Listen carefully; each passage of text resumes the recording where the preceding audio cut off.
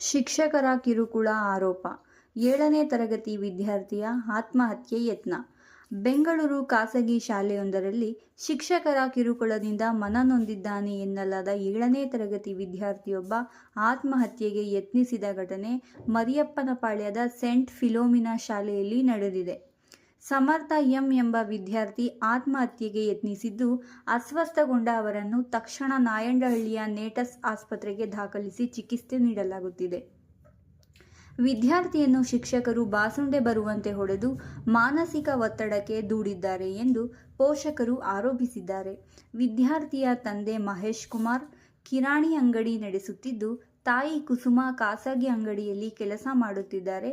ಘಟನೆಯ ಬಳಿಕ ಪೋಷಕರು ಶಾಲೆಯ ಎದುರು ಆಕ್ರೋಶ ವ್ಯಕ್ತಪಡಿಸಿದ್ದು, ಸಂಬಂಧಪಟ್ಟ ಶಿಕ್ಷಕರು ಹಾಗೂ ಶಾಲಾ ಆಡಳಿತದ ವಿರುದ್ಧ ಕಠಿಣ ಕ್ರಮ ಕೈಗೊಳ್ಳುವಂತೆ ಒತ್ತಾಯಿಸಿದ್ದಾರೆ.